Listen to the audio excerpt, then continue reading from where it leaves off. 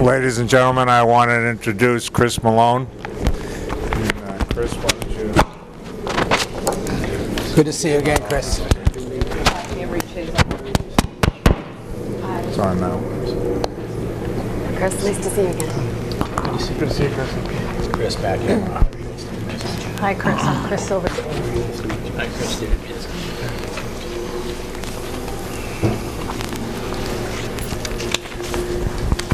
So our second candidate tonight is Chris Malone. Thank you for coming and learning more about the Beverly Public Schools and allowing the committee to learn about you and your experiences and your educational priorities.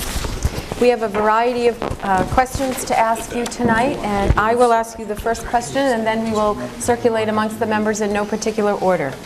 So, Chris, do you have an opening statement you'd like to deliver before I start? I'd just like to thank the committee for this terrific opportunity. Obviously, having worked in Beverly Public Schools before, this is an opportunity which I've put a lot of thought into. My current position in Revere Public Schools as Assistant Superintendent has been extremely rewarding and something I value very much. I've only worked in 2 school districts in 20 years, and one is Revere and the other one is Beverly. So when this opportunity arose, it was something certainly that caught my interest. It's the only superintendent position that I've had interest in. And I look forward to this great opportunity, and thank you very much for this time. Thank you. So could you tell us what you believe to be the top 3 issues that are facing the Beverly Public Schools? And with that in mind, what would be your plan of attack for at least one of those? Okay. I've included in some of those packets on the right-hand side some of the data that I looked at when researching this position and this opportunity. So I'm going to take a couple of elements from that. First, on that right-hand side is a little look at some of the survey data that went out. And I apologize to the mayor and the chair and the vice chair because they've seen some of this data, but you haven't seen all of it. And some of the materials that I've included in that packet are new. But the response to some of that survey were particularly on things such as the visibility of the superintendent position and the idea behind quality leadership at the superintendent position within the district are certainly areas that I have identified as concerned and areas that I feel very confident that I could be a great solution to. One of the other elements that I've looked at and that I didn't see quite represented in the strategic planning of the district, although there was a technology group put together, I believe in 2010, to look at technology, I do think I would prioritize the technology infrastructure in the district as a key component, with a one-to-one element here at the high school, brand new building, hopefully a new building coming up at the middle school level. I really see the priority of that infrastructure being able to support technology, not just in the one-to-one capacity that the high school is currently working with, but to look at future technology. And it is that infrastructure element that I would really want to concentrate on as a superintendent. Of course, the third element is always going to be student progress, student success. This is a huge element. I do believe Beverly Public Schools does a quality job at student success, student assessment, and above all, quality instruction with students. This would be my highest priority coming in as a superintendent, to develop that culture around what's in the best interest of students and how we can support that, which I think is a variety of ways, but I think in the superintendent position, what I would concentrate on is ensuring that teachers are trained appropriately, have quality professional development, and utilize new initiatives coming in that sometimes are in the form of mandates from DESE, sometimes are just exemplars of solid instructional practice, to use those elements to improve their instruction, to change that culture, What I would look at is more specifically on this element, my plan, and maybe a little bit more outlined on my instructional page that I had put in your packet, would be to look at the elements that make good teaching and where does Beverly stand on that. I think the teaching in Beverly is outstanding. But also, I think the difference between a district that is good in quality instruction and one that is great is creating that culture around constant improvement. What does that look like? How can I use assessments? What is available? And to also coordinate all those elements to include the new teacher evaluation system, district-determined measures. These type of elements all become cyclical. And if you couple mandates with good practice, and as a superintendent can lead people through combining that into making good teachers, developing quality instruction, I think that would be my biggest task as superintendent. Thank you. Second question will come from Chris. Hi. How do you plan to raise the performance of the lowest achieving students without neglecting the highest performing students, as well as addressing those who fall in the middle? Looking at some of the MCAS data in Beverly, particularly on those high-need students, which would encompass the 26 or so % of free and reduced lunch students, along with the 19% so special education students, much smaller population of ELL students, probably under 2%. But looking at those high-need groups and examining the type of instruction that's going towards them. At the same time, looking at those elements of students who are performing higher, looking at enrichment opportunities, what type of educational activities do we have outside of the classroom? What type of supports do we have for students outside of the classroom? I do think it couples very well with focusing on that instructional element. If we are able to create an environment where instruction is tiered and instruction is tailored to the student needs, and there's multiple forms out there, from instruction by design, from UDL, University Design Lessons, through the MTSS, Massachusetts Tiered Support System. There's all sets of models out there that are designed to improve instructional practice, where instruction comes in multiple forms during that classroom, and that it meets the needs of students. Right now in Beverly, as in Revere where I work, BSRI is implemented at the elementary level. This really encompasses that, because through a centers model and through consistent assessment, evaluating that assessment in a formative manner and adjusting instruction to meet the needs of the students in front of you, that becomes the basis of meeting all students' needs. And it changes the role of the classroom teacher a little bit more from a deliverer of instruction to an implementer, a manager, a developer, an innovator of instruction. If instruction is delivered appropriately, a classroom teacher is making multiple decisions during that lesson. So a class plan that isn't encompassing differentiating instruction, isn't encompassing individual needs of key students, whether that's a low performer that needs to be taught in a different style, whether there are additional assessments that need to be done to pull out what that style may be, while at the same time focusing on the student who's already achieved mastery and is now prepared to move on to higher educational goals.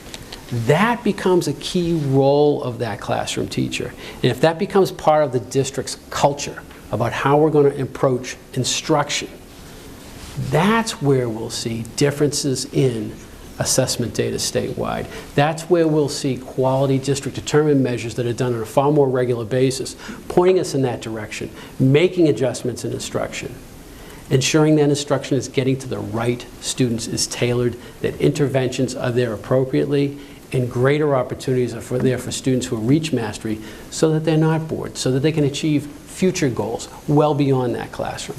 So I think it really focuses right back to the instruction from the superintendent's level to ensure that that's quality and that that addresses all those needs of both the lower performing students and those who have achieved mastery. Thank you. Anne Marie has our next question for you. What have you done in your current or former role to support teachers in the classroom? Obviously, we just talked about that. And what would you do in your role to support them? I think the role of superintendent to support them is to try to help manage a lot of the elements that can come down from the state level that are in the means of mandates, whether that's the new evaluation system, whether that's DDM requirements, to filter that down so that the classroom teacher can focus on practice and not worry about mandates. For instance, in the new teacher evaluation system, if the teacher can pull out from that the fact that they're going to get better quality and more consistent feedback and create two-way dialogue between someone who is their evaluator and the evaluator is going to join them in a sense of, we're going to figure out ways I can get better. And that's what it's about. It's not about where I'm rated at the end of the year. It's that constant communication and that culture that's set up about how we can all get better.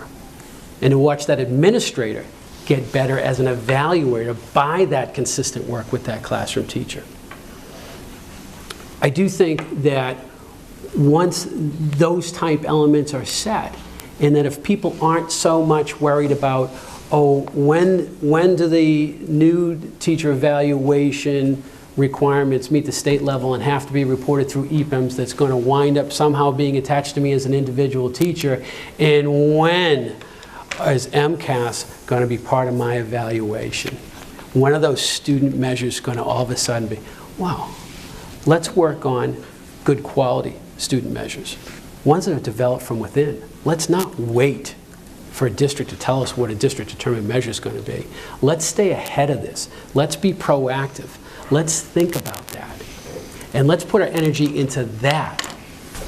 And if we put our energy into that and good quality assessments that create formative data that allow teachers to get better and constantly improve their instruction, and if that's what they're worried about rather than a new teacher evaluation or whether a district determined measure is due at the end of 2014, if they're more worried about those components because a superintendent can buffer that and package that in a way that's far more useful and far more beneficial to students, and to draw those elements in, where do, and I kind of did that on the diagram around evidence of effective instruction, where do all those intersect? Why are we doing district determined measures? What does that have to do? Why is the evaluation system all of a sudden putting kids' data attached to my name? And it's having healthy, honest, clear conversations about that and creating planning for that so that teachers can see the big picture and be released from the mandates of the state so that they can go focus on good quality instruction. Mr. Kavanaugh has our next question. Let me just dig that out. It's lost in the shuffle. Communication is critical in a school district the size of Beverly. How would you ensure board members, principals, and senior leadership are kept informed of district initiatives, needs, and priorities? That's a lot. I did develop a school communication plan and focused a little bit more, and it's in your packet, on my role and where do I see myself in conjunction with the school committee in the leadership of this district and how to communicate with that. And I really saw myself on multiple different roles as a consultant, conferring, advising, having clear and open feedback, really creating a trust, a level of trust, respecting the elements of communication and those that are put forth in working with a public committee like this. Seeing myself also as the CEO reporting back to the committee and being that advisor, that trusted word of compiling where I would see the state going, what we need to prepare for, what we see on the ground in every school, and trying to help the school committee mold that into an approach that's going to make the most sense to get our kids to be successful. And I really see that element. And my hope is that the school committee will also take part in that element and feel comfortable with clear and honest and open communication with myself And I really see that as, and as I developed in that diagram, as cyclical. It goes around. I would hope I would be seen as the educational expert for the school committee. But at the end, I am the one that will carry out the school committee policy. So I have to be prepared for that. And to bring the school committee's message to the public, to the staff, to the parents, and most of all to the students. And to be able to work with the committee in a way that keeps us united, keeps us on a common front, and keeps us constantly working towards that element of what's best for students. I also think that obviously in an elected government, there's always personalities, there's issues of that type. I'm very straightforward. I'm very much open. And I know what my role is. So, I mean, I also would like to think that I can be as good as the school committee can make me.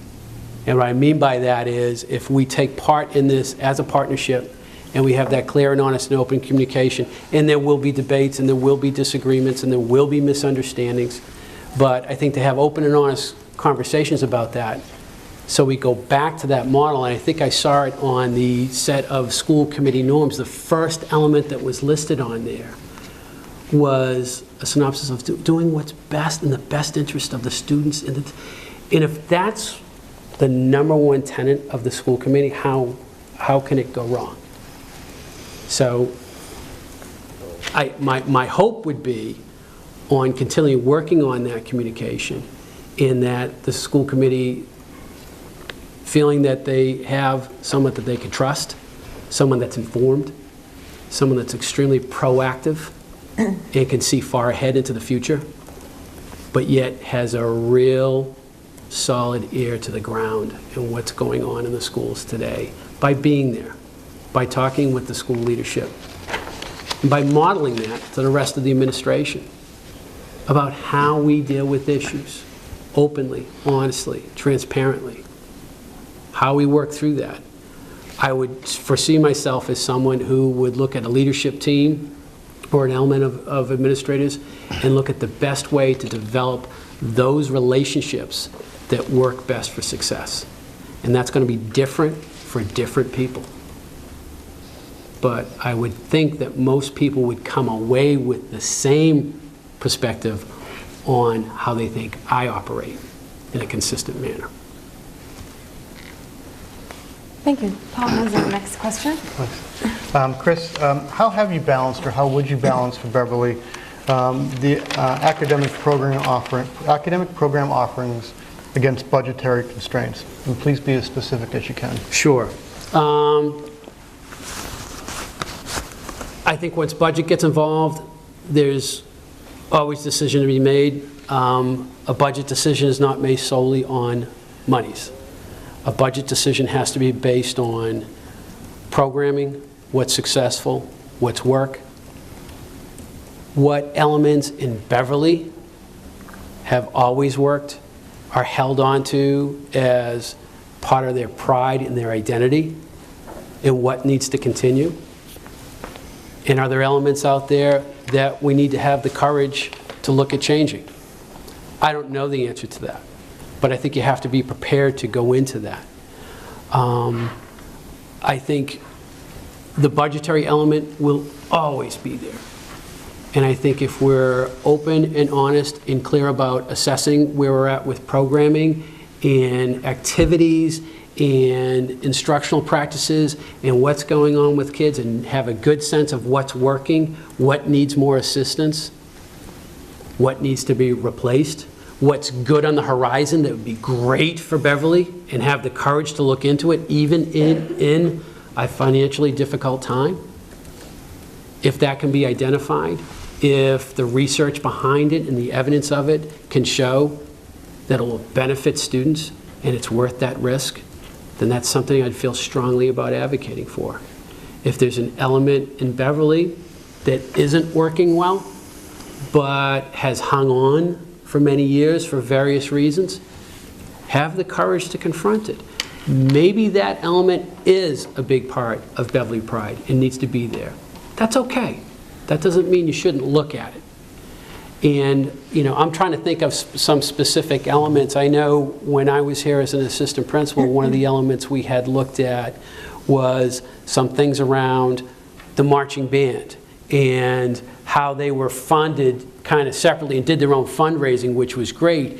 And then we were trying to look at carving out time during the school day where they could meet in practice, because there was concern about taxing them out either before school or after school, the amount of time.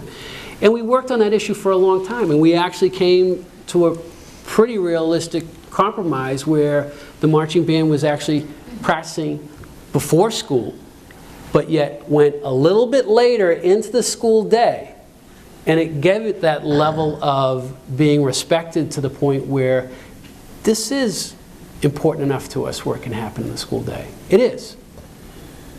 And it was that idea to kind of pull through that and have the courage to look at that and find the wherewithal through the scheduling format to make it work.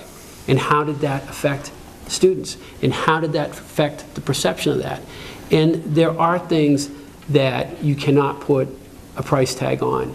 If a student is coming to school every day and doing great work, but they're really coming because they want to play baseball, or they're really coming because they want to be part of the play. That's a huge element that has to be respected. That doesn't show up on a budget sheet. And I think you have to tap into the community when making any of those determinations. You don't want to make a line item deduction on something and have the fallout hit you well after the fact. You've got to do your homework.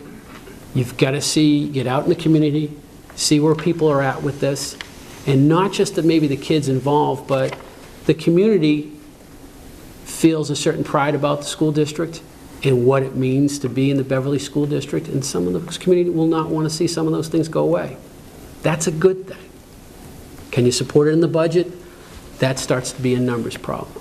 But I think whenever looking at those elements, you want to be able to research it, have your data available, and have your rationale and reasoning available if you're either going to have to make a cut on something or support the fact that it's continuing when other things are getting cut. And that's, I think, where I focus most of my attention when looking at those difficult decisions. Thank you. Dave, you have our next question. Chris, how would you describe your leadership style?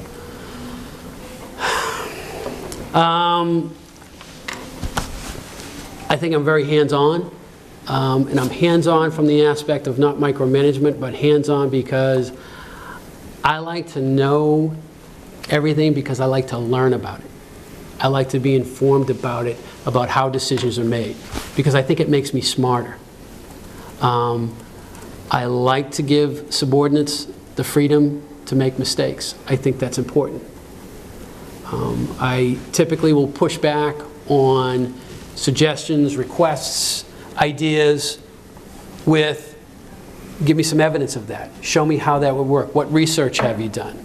How would that be implemented? Show me that. And people go back and do that work. Not only do they go back and do that work, the next time they have something, they have that work prepared. And then my only job becomes to say yes. And that's a great position to be in. You know, when people want to make changes, make determinations based on, well, that's what everybody wants, or we have to do that. Well, who's everybody? Show me. Show me how that works. Not only that, go implement. Let me know what kind of support you need. And then let's meet back in a month, because I want to see how it went. I want to see how you implemented this, because when the next person comes up with something, I want to use some of your ideas. I may want to take some of your ideas myself on implementation and utilize them at a larger level. I think it's building that confidence in subordinates. I think it's modeling it. And I think it's developing a presence in the district because you want to be there, not because you want to micromanage or supervise at all times, but to go visit a school because you want to be there. because it's a great place to be. And you want to be informed as the instructional leader in the district about the specific practices going on every day in the district. Not to walk through a teacher's classroom and ask why this is on the wall or why there's chairs here or why there's... Those are micromanager decisions. Those are principal decisions. Those aren't superintendent decisions. But to match names up with faces, it's a little late to be cutting the lawn, isn't it? To match those elements up as a district instructional leader is huge for me. So I think my style is to have a huge presence, but that presence is to be the face of the district. That presence is to be someone who wants to be educated on what's going on. And that presence is also there to communicate back to the school committee about the specific things happening in the district.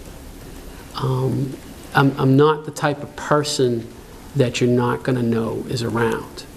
I had a SMART goal last year to visit every classroom in the district twice. And I made it to the first time, I made it, I did great, I did fantastic. And the second time, which I started in about February, I couldn't complete. So I didn't make my own SMART goal last year. But it wasn't going through in this age of the new evaluation system and walkthroughs, and I wanted to go through more than anything else to learn. And that's what I wanted to do. And I did learn more from those walkthroughs than any activity I took on last year. And it was great. And it gives you a basis of knowledge to make other significant instructional and leadership decisions. Without that, I could sit back in an office and make decrees about mandates and what's happening and all kinds of things of that nature. But when you get out and you talk to people and talk to parents, talk to students, and just simply ask them. Ask them very direct questions. What they like, what they don't like. What do you need help with? What's working? What's not working? That's more help to me than anything. So I do think that that's kind of my style, that hands-on style, but yet not micromanaging style. Bill, do you want to ask your question and then we'll come back to Paul? I know Bill has to leave a little early to go to City Hall, so. Chris, assume a student comes to you saying, I'm being discriminated against by a teacher. Tell us how you'd move forward with that. Well, I think I'd ask some follow-up questions to the students in some very specific instances of what this student is seeing and what's happening. And try to see if we can determine what exactly, there's obviously a problem here, but what is the problem? Is it discrimination, harassment? Is it bullying? Within the new context of the bullying law, which has been updated now that adults can be bulliers in the school district, which wasn't the case before. So what is the situation that we have here? Be open and listen to the student. Took the student some courage to come up and see the superintendent, be my guess. So he's got some issues. He's got some concerns. Try to define that for them. I also probably talk to them and ask them, have you talked to your parents yet about this? Have you talked to anybody at the school about this? Is there anybody else involved in this? And make that preliminary determination from that about whether, do I have a student here that needs some help and support? Do I have a staff issue that requires investigation? Do I have a larger problem? Maybe this isn't only the student. Maybe this is a bigger problem. So I'd want to define that problem from the student input and make a plan of action. If it's a plan where the student maybe has misunderstood, so even by his own story, has misunderstood some issues, is labeling this as harassment, but it really isn't, I'd want to get that student hooked up with the appropriate support through their family and get them the help they need to kind of figure this out.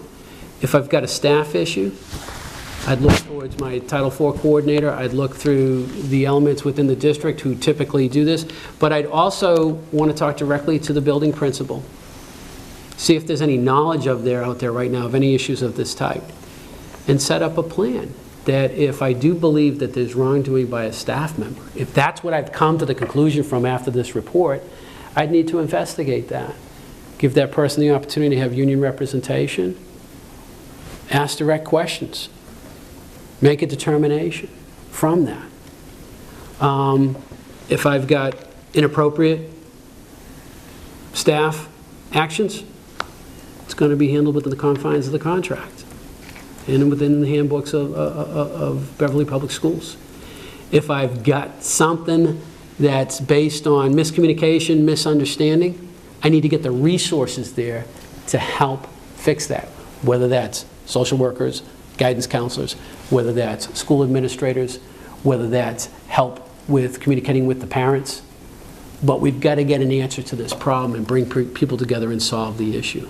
I've found that most reports around this, and why I've spent a little time in the classic example is bullying complaints, is typically the phone calls I get in my district around bullying are based on a misunderstanding of what bullying is. That doesn't mean there isn't a problem. There probably is a very significant problem. But addressing it through the bullying lens may not be the most appropriate way to solve that issue. So it's trying to determine what the issue is, investigate. If it falls in the lines of any type of staff misconduct, deal with that with the appropriate protocols, handbooks, and union agreements.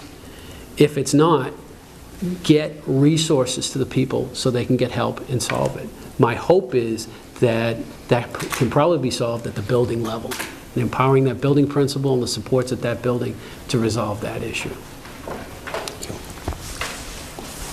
Thank you. Oh, we're going to come back to you. Okay.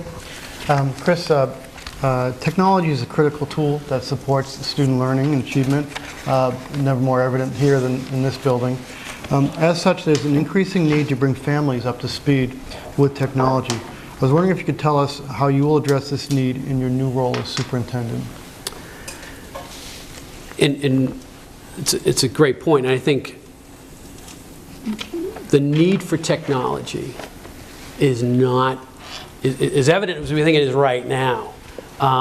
It's going to be scary to see where we're at in 5 years. I looked at some of the elements and some of the things looking at were committees to review textbook purchases and things like that. I don't think we're going to be doing a whole heck of a lot of textbook purchasing 5 years from now. I think we'll be vetting software and trying to build infrastructure around hardware and all kinds of elements of that nature. I did outline in my technology implementation plan, which I did hand out to you, some of those elements that we would look for. As far as parents go, I think there's 2 elements. One is you can almost be rest assured that the students in this district are more understanding and have the wherewithal to manipulate the technology than the parents do. That may be a great opportunity for teachers at home, particularly if you have a one-to-one format. And to use our students who are now being exposed to a high level of technology to work with their own parents. If accessibility is an issue for parents, look for ways to give them access. If we're building new schools, if we have one-to-one initiatives, if we have the appropriate infrastructure and hardware installed in the schools, why wouldn't we bring the parents in here to utilize the technology in off hours? We've just established a community school in Revere which just does that. We have a much lower level of parent technology use because we're an urban district in Revere, so we've had to overcome that. What we've found is some of the best ways we can get parents in and get them technology savvy is to bring in elements of translation capability at nighttime to support parents and common everyday things to expose them to the technology, such as come in and learn how to do your EZ tax form online. Come in and get an overview on real estate transactions and real estate planning for your future. And we get parents in constantly. And these are little workshops taught by other parents. And it is that element that gets them initially in the door and exposed to the parents, because if we can get them in on that, now we can address them to the parent portal. Look, this is how you can look up your child's grades. This is how you can look at the status of how they're doing in school. This is how you can look at your student's progress and make a determination if you need some help. So it is, though, that element of introducing them to it, but I do think if we're going to utilize technology as a cornerstone of the education in this district, there is a responsibility to utilize these buildings as part of not only the infrastructure for the school district, but for the city. I do think the city, if I read it correctly, put in a large amount of money and infrastructure into the municipal buildings in the entire city for technology, and brought the lines out, to including the schools. And I do believe this high school is going to be the hub for that. So when the city's moving towards infrastructure elements to build capacity and technology, my hope is to have the school district right on the same plane in moving forward in that. The issue with infrastructure dollars is you don't always see it. And you may not see it in evidence 5 years from now. But if you're using IMAX as your one-to-one component in one school, I can almost guarantee you there's going to be a better technology, probably a cheaper technology, that's going to run on a different system that you may not have the capability to address right now. You've got to be able to plan for that. Technology's expensive, infrastructure's expensive, and it's not always evident. But to build the capacity to implement those elements of technology down the road is key. It's huge. And if we can build that, and now the school not only is working on components of instructional technology with students every day, but parents now see it as the hub of the technology in the city. And if I want to know more about technology, or I need access to technology, the school is where I'm going to go. If we can develop that type of culture within the city, then we will be able to bring that element in. Thank you. Thank you. Back to Ms. Silverstein for a question. Please give us an example of an unpopular decision that you've made, and how did you proceed with the decision? What factors did you consider, and what were the results?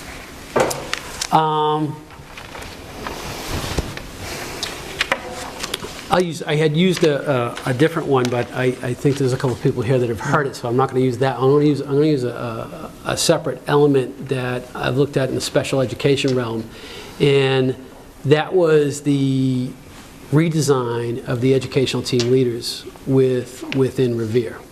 And that redesign was to move these educational team leaders into a component, and they are branched out into different schools and are the team chair in each school.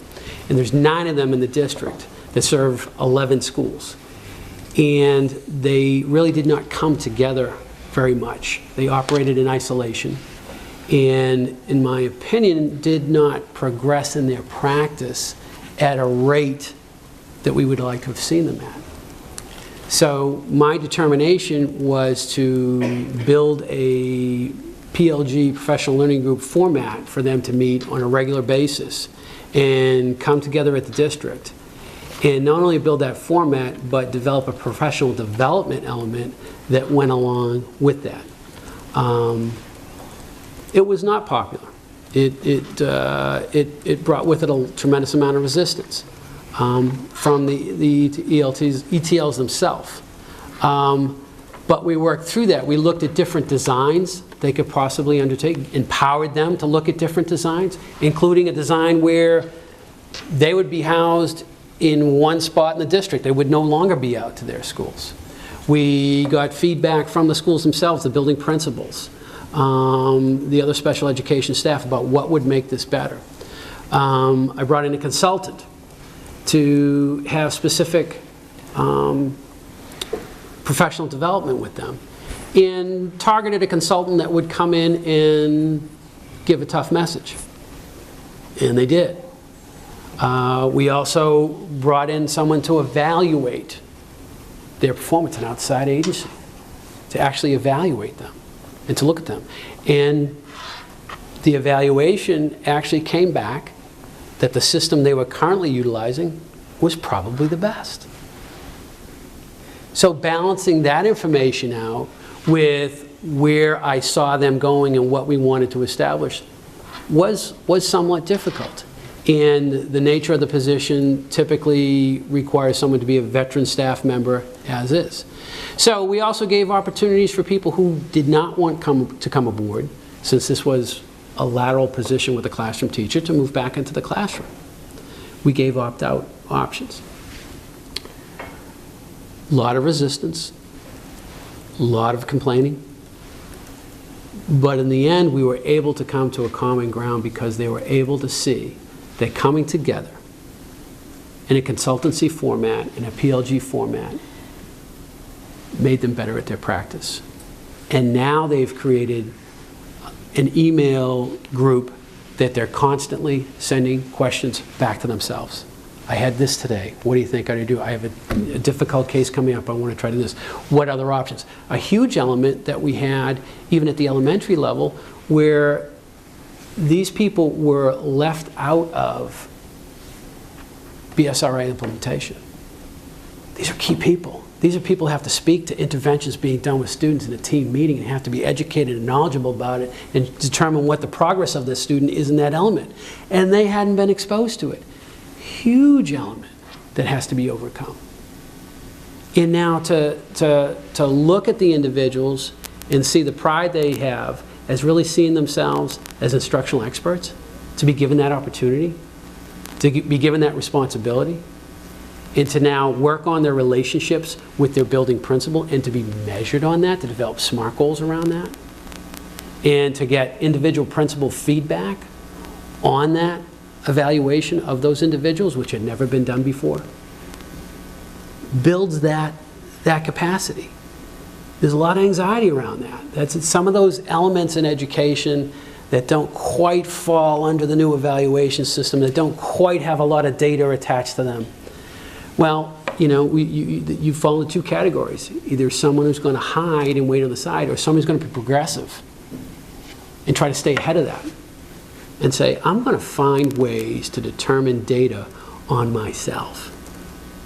And I'm going to be able to present to you data about my performance before you come down with some arbitrary way to measure how I'm doing it. And we're still working through some of the individual components of that, but we have had a shift. And it's kind of evident, and I've just offered up a professional development specifically designed for autism spectrum disorder, a 4-course unit at Salem State. And I offered it out to those classroom teachers who work with the PDD, ASD population. And I happened to CC, which I do now on all these elements, the ETLs. And 5 of the ETLs signed up for the courses.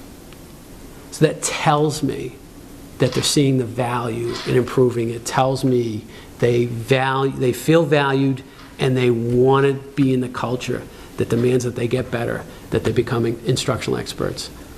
So some wins, some losses, but it's always taking that calculated risk to try to improve something. Thank you. Matt, will you take the next question, please? Sure. In your role as superintendent, how would you advocate for public education?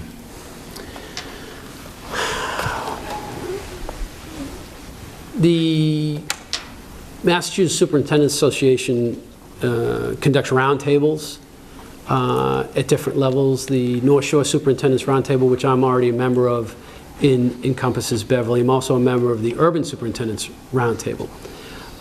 Within those roundtables, they have time set aside for advocacy.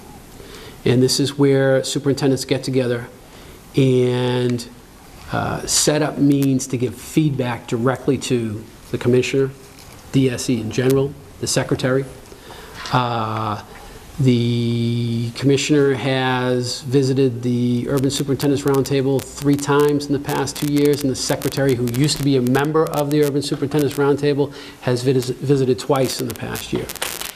To have that direct access to the state leadership, to let them know how you're feeling, what's going on in the field, what issues are happening around implementation of mandates.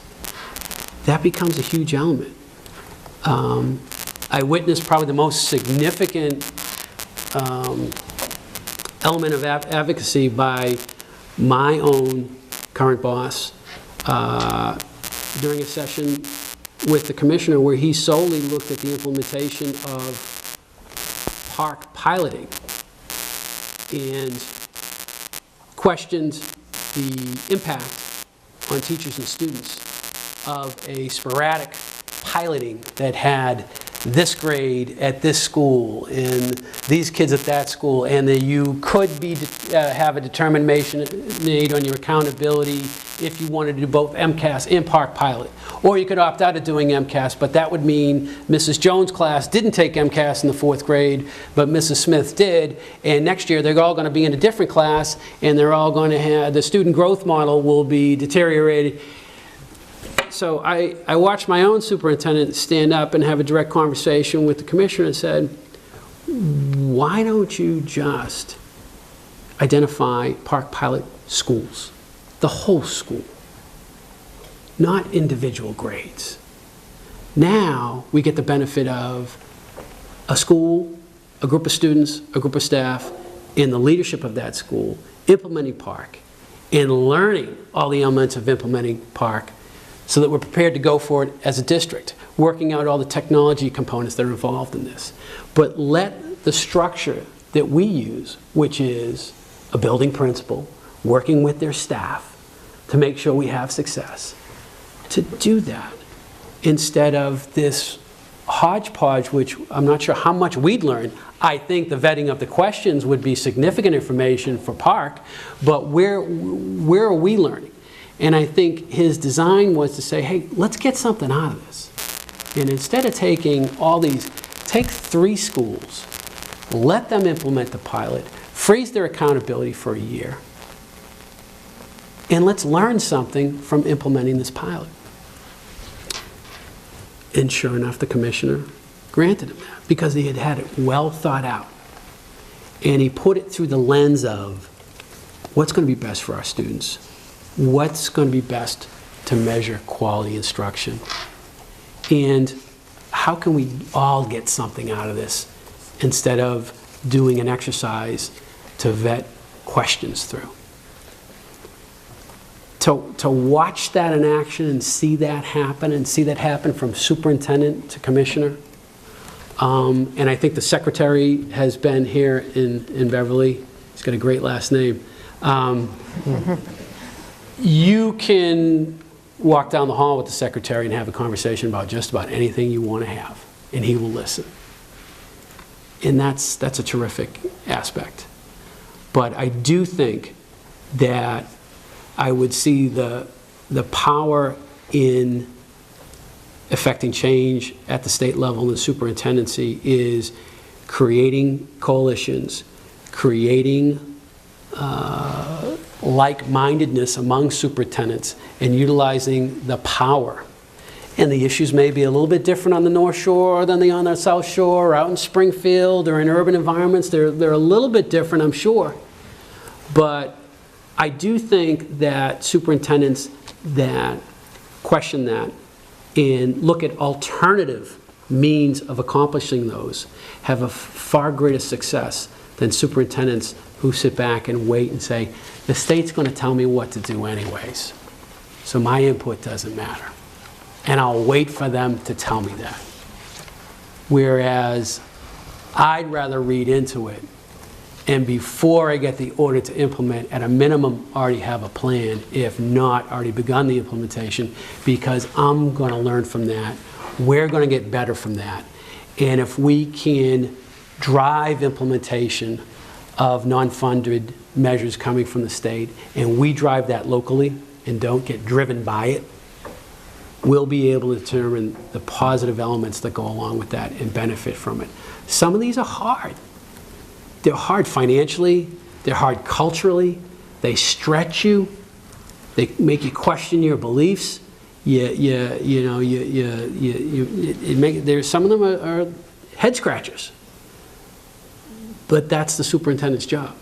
And that's the means at which I think you have to attack these and be aggressive with them and find out a way to take mandates and find a way that they can benefit your district.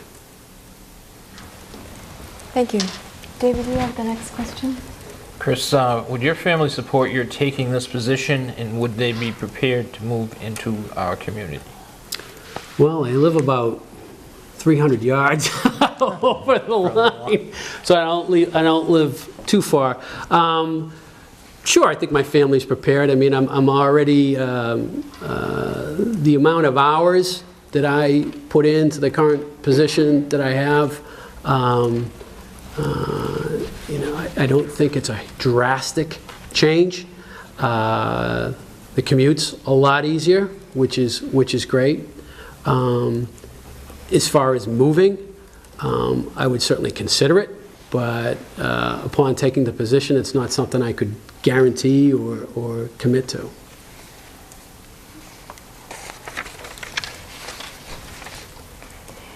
Anne-Marie, you have our next question. Tell us about your supervisory experience of new and experienced teachers and administrators. I think the first task when working with any new administrator or new teacher is that typically they're going to be overwhelmed. Who wouldn't be?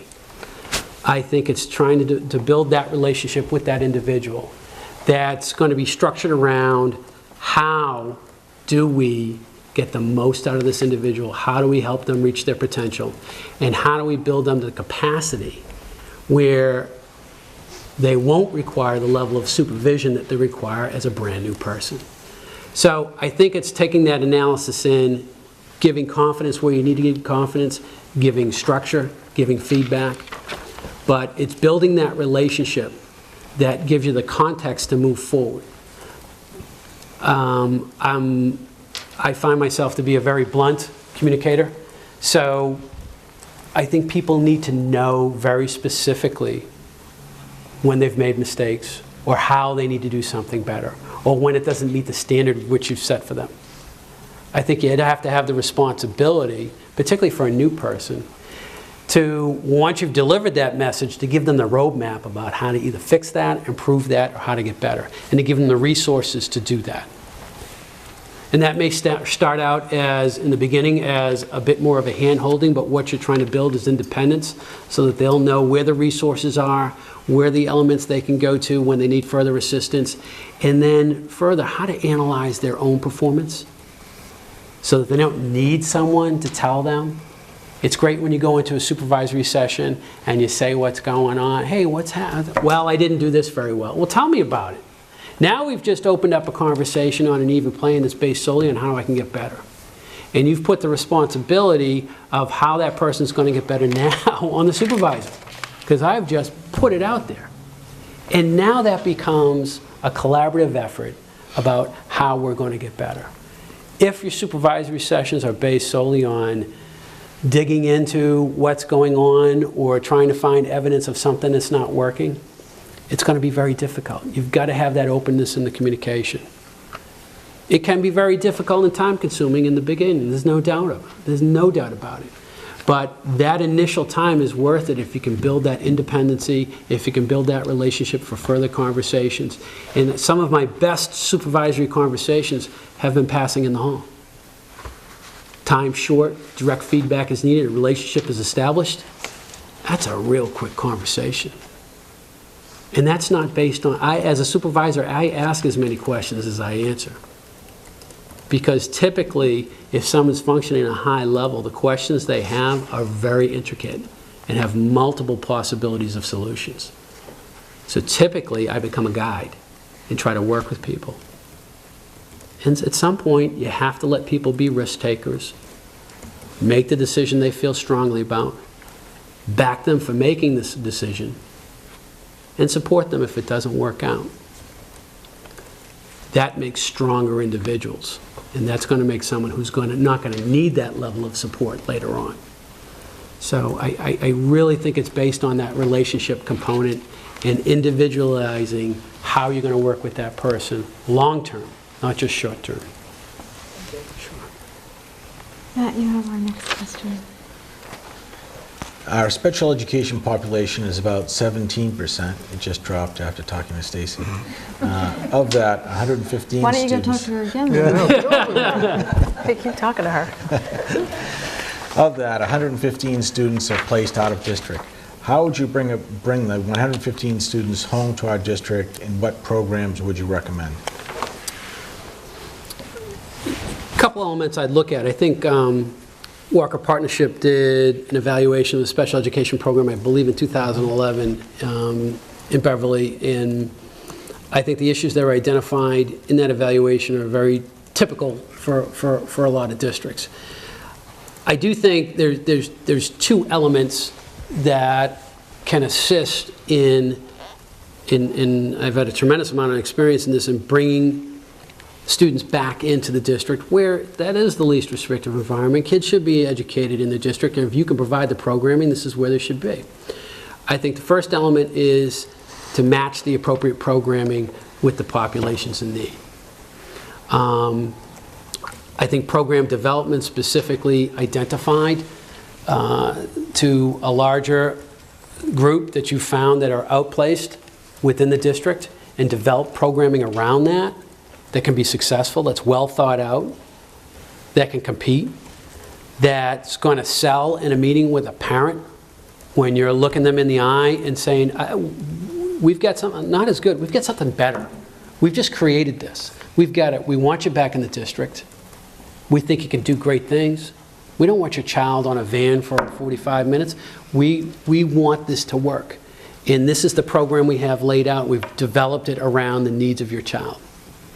And I think it's specifically identifying those programs to the needs, whether that might be an ASD population, whether that might be a language-based population, whatever the need may be. And the thing I found over time is that you do have to be flexible, because categories of disabilities change, needs of kids change, so you've got to be able to adapt programming to fit that need. I do think an even stronger element is to build within the district through existing special education and regular education initiatives. If you've got quality, tiered intervention within the classroom, teachers who clearly understand differentiated instruction, the needs of kids. If you've got kids who are getting assessed on a regular basis, that gives information back so that we can further meet their needs. And if you've got that programming that supports kids being successful in an inclusion environment, where is least restrictive, where is the best place for them to be, and you can show that, and people are proud of that, and people are proud in the district, and people know that it's quality instruction.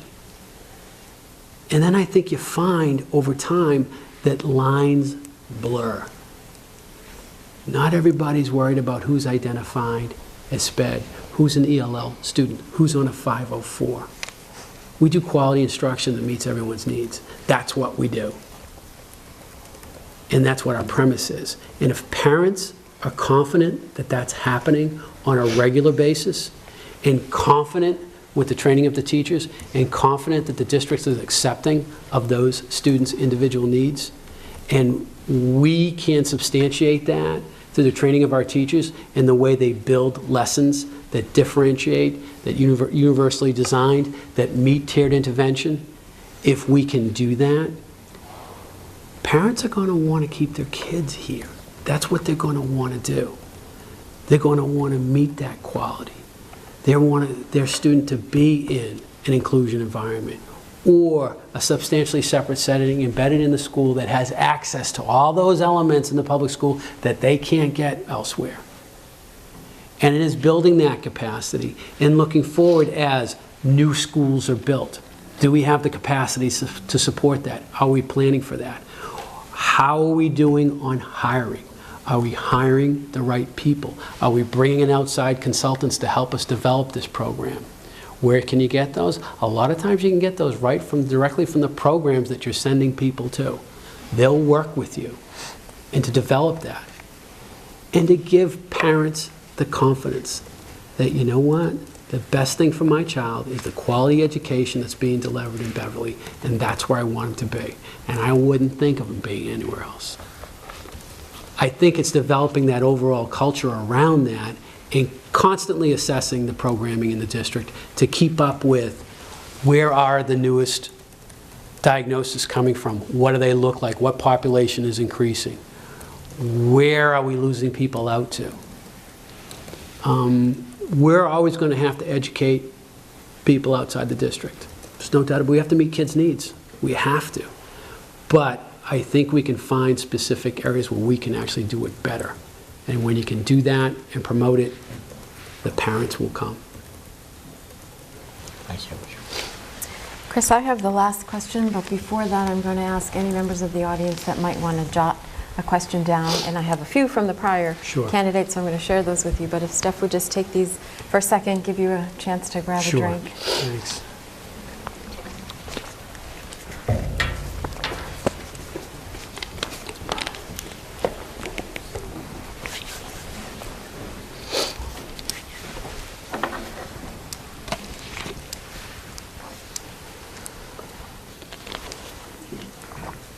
Building looks a little different than when you were here previously. Yes, it does.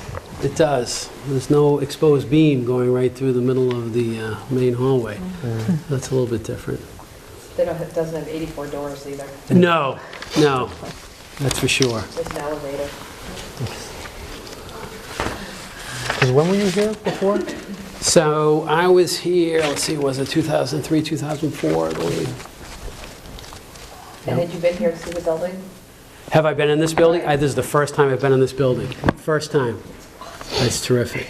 It's terrific. So.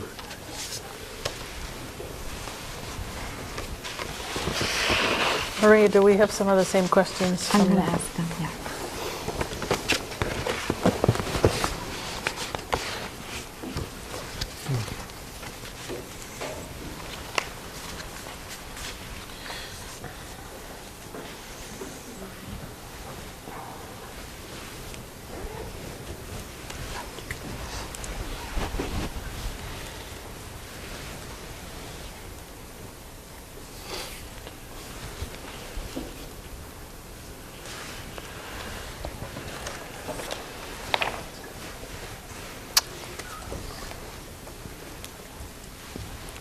Excuse me.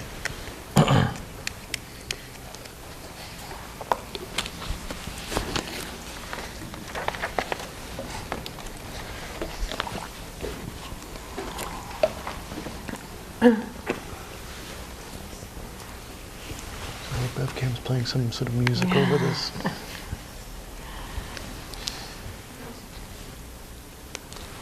Do we have any, Steph? Okay. Folks can bring them up. I'll just take what you have.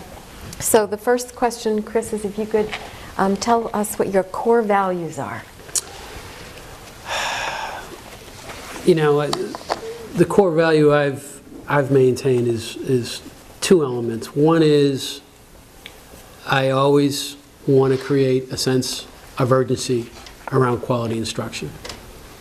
And I think that carries over into any district. In no matter what the status of the district is, what the need is, to create a sense of urgency around all teachers need to deliver quality instruction, and all teachers need to be committed to getting better at all times. Everyone can get better. I think you can use elements of the new evaluation system to support that. I think you can look at data to extrapolate that, but I think it really comes from a sense of culture that comes from the top. And if people understand that that's why they're here, for great instruction, and you can pull apart the elements of that from building relationships with students to developing terrific instructional methodologies to implementing technology, all kinds of elements. But if we're all committed to that, and that's our purpose, that becomes that strong tenet. A second element that I feel very strongly about is what I refer to as a moral imperative. And that moral imperative is decisions are determined through the lens of what's best for students. It has to always come back to that. That makes it hard. But it does have to come back to that. And if you carry that lens, and then you can model that lens for others, then a culture gets developed around people making individual determinations, individual small instructional decisions in their classroom every day based on what's best for the students in front of me. And sometimes those are very difficult decisions, but it creates that lens. And I refer to it as a moral imperative because I certainly want people to know how strongly I feel about it. So I do think it's those two elements that surround my core values. Great. One of these questions asked directly, why did you leave Revere previously to come to Beverly?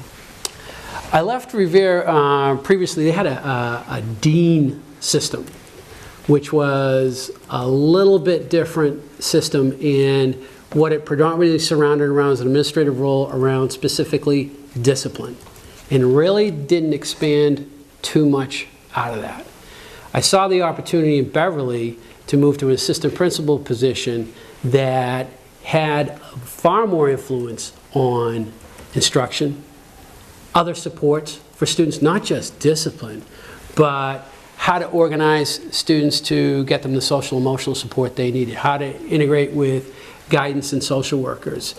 I had the opportunity to work with the substantially separate program at the high school, and to work with students with disabilities who discipline is not coming out of a book every day. You've got to find ways to meet kids' needs, and you've got to find ways to be innovative, be creative, and think about what's best for them.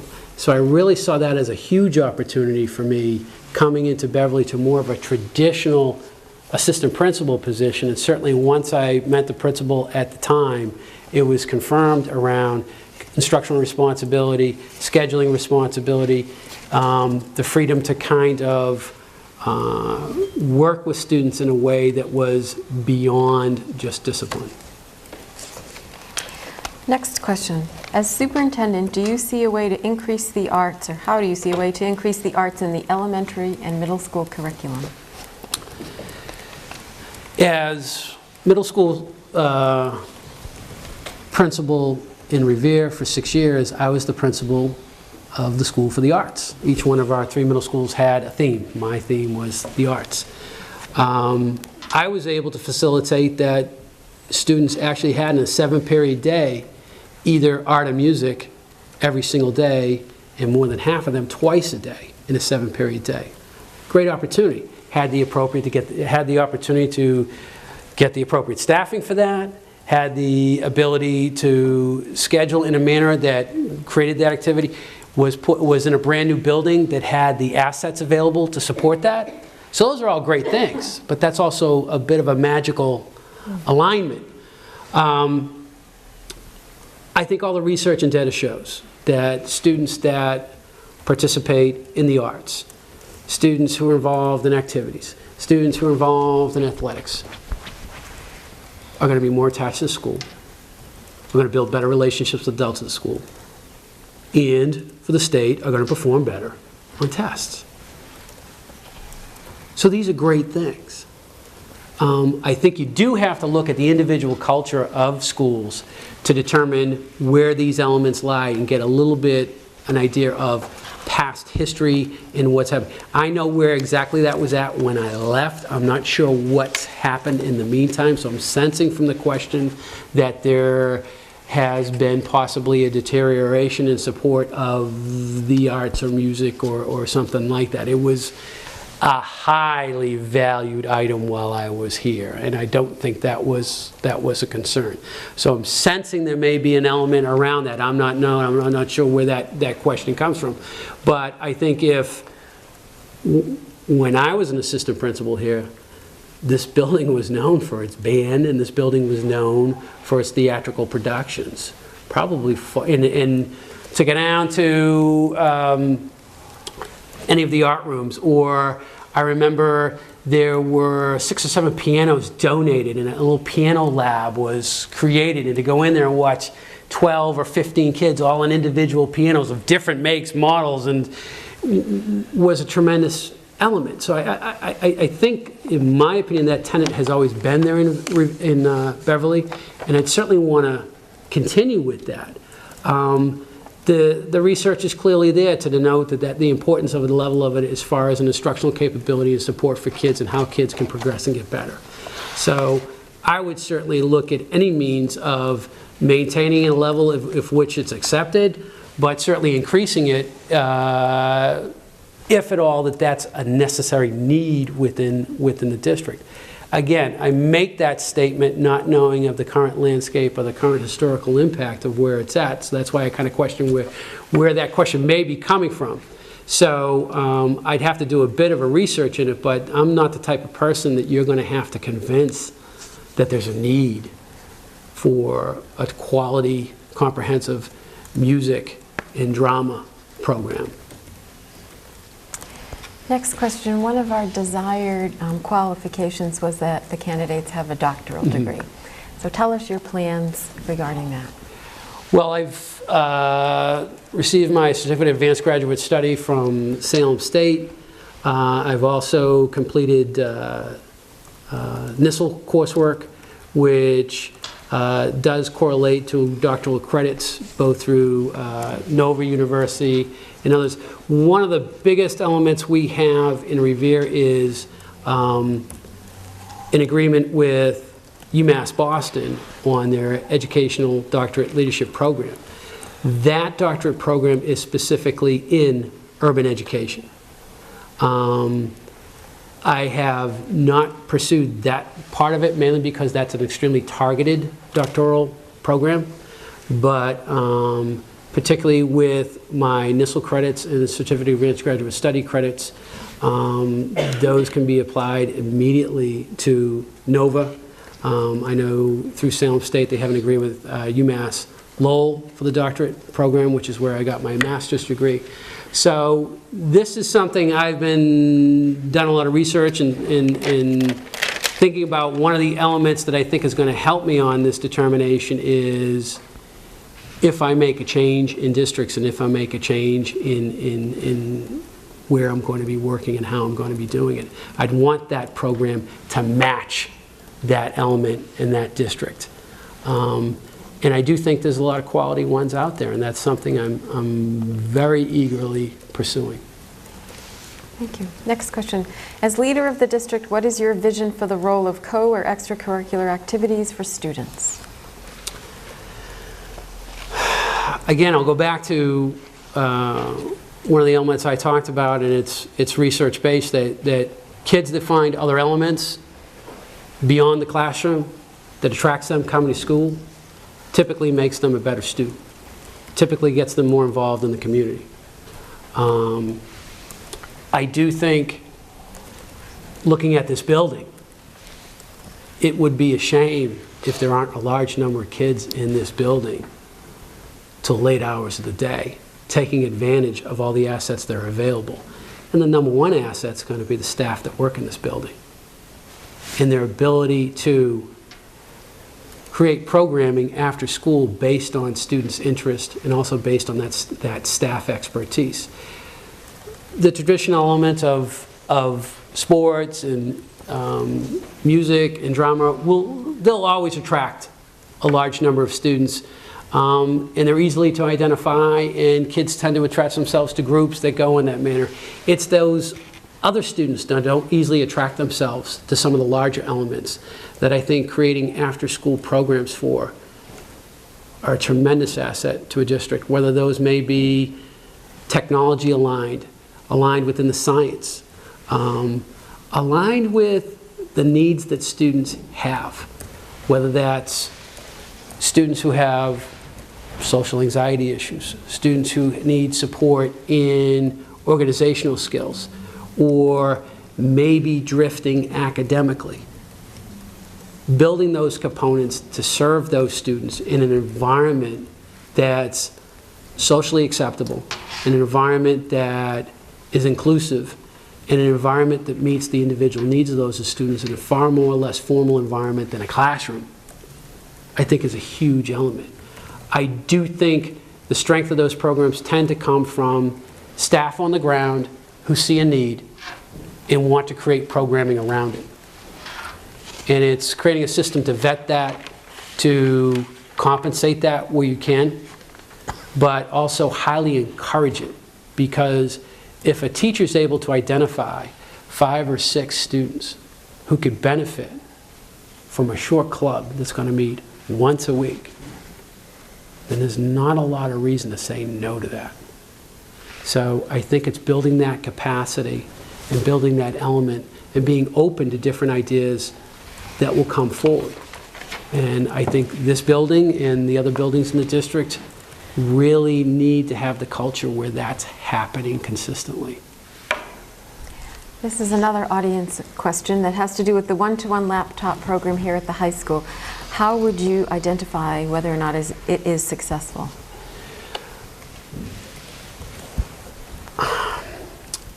I think the huge element here is when you walk into the classroom, what type of instruction and learning are you seeing? That tells me it's working. How many are distributed? How many are lost? The implementation of it, I'm not so concerned with. It's the reaction. Is it improving instruction? Are teachers finding it effective? Have they been professionally developed to the level where this has become an innovation tool that's increasing their capacity as an instructor? Are students eagerly awaiting instruction? What is the format utilized? In Revere, we have a one-to-one format with iPads. And we've taken on an entirely flipped learning component. Our students go home, get their lecture, get their information about the lesson at home. That's their homework. Now when they come into classroom, that classroom is based on discussion, exploration, higher order thinking skills, 21st century skills. Are we applying? Are we developing? Are we comparing and contrasting? That's what should be going on in the classroom. Are they citing elements from the technology to enhance the learning? Are they utilizing exemplars? Is there real-time research going on in that classroom? When a question comes up, is somebody researching and finding the answer to that right away? Not waiting for it, researching that. What are our students' capability technology-wise? Can they write to text? Can they successfully evaluate web-based resources to determine what's reliable, what's not reliable? How can they assess these resources? Do they understand how search engines work and how priority providers put elements up the top? Do they understand that part? And have we truly enhanced their ability to read and write? And can we show that? I think whether a teacher's communicating during night, whether lessons are submitted via online or put into a Dropbox, those are all great things. But is our instruction improving? And if it's not, what do we need to do to fix it? I do think technology is the element that will put instruction into an entirely different environment for years to come, if used appropriately, if teachers are professionally developed, and if clear goals and standards are set for student learning. Because I think if that happens, you'll find walking into a classroom that the most innovative thing you'll ever see is what happens between a teacher and a student in that environment. You won't be looking for outside resources because some of that instruction will be invented in the class because of their ability to interact with that technology at that high level. That tells me it's working. Another one. What programs and activities do you feel contributed to Beverly's success, and how would you build on that success? I think I think the most apparent one is the one-to-one program at the high school, I think, has put Beverly on the map. Where it goes from here now becomes a different question. And I think Beverly has really taken on this opportunity that has really put out there what kind of district we want to be. How do we get that implemented at the middle school level, at the elementary level? How does that interact with our own culture? What is our infrastructure and capability to make sure that happens? Are we ready for that? Are we ready to be a front runner? Are we ready to be out there, out in front, and have a clear goal to be the best school district on the North Shore? Are we ready to do that? Because from an outsider looking in, all the elements are here to do that. They're already here. So it really becomes that part of what have we learned in the first year and a half here of one-to-one implementation? How do we move forward? How do we see that affecting our instruction in this district? And what other elements are going to come up besides technology that we want to put Beverly's name on? And we want to say, this is what we're about, this is what we value, and we welcome you to come in here and see it. I think some of the opportunities coming up as far as the new middle school, how it will be structured, how we're going to deal with EC elements, some of the building components going on. These are huge issues. And they're fraught with problems. And there's going to be disagreement. But if we can come together in the end and make this a progressive statement in this district and make a determination that, you know what, Beverly wants to be the leader. That's what we want to be, because you know what? By doing that, our kids get more. Our kids learn more. They do better. People want to be here. We're recognized for that. And we create a culture around that that's highly progressive, that's based on relationships with families and kids, and is designed to get constantly better at it. And I do think that's really where I see Beverly moving forward. Thank you. People have accused me of having a magic wand, but they've never accused me of having a crystal ball. So if you are hired as our superintendent, describe for me how the Beverly Public Schools will look 5 years from today. I looked through some of the elements on the strategic plan that covers through 2016, I believe. Some of them are fantastic. Great ideas, great concepts, and it sounds like the district is progressing towards those goals. I would see this district 5 years from now recognized as the instructional leader on the North Shore, highly based on results, highly based on the culture around instruction, with a significant impact on technology infusion. So I do think that if our district can move forward at a rate that can build capacity for technology elements coupled with professional development and a cultural shift towards extensive instructional capability, that when people come to work every day in this district, their number one goal is to think about how they can be a better instructor. If we have that element available, the actual classroom instruction, the student success, the community engagement, those elements will start to take care of themselves. If we believe in that and we follow through on that, I do think in 5 years, this district will clearly be the flagship of the North Shore and prepared to be compared to any district in the state as far as its ability to provide quality instruction for students. I want to thank you for joining us tonight and sharing your educational leadership and your experiences. If there's anything else you'd like to share in your closing statement, please do so.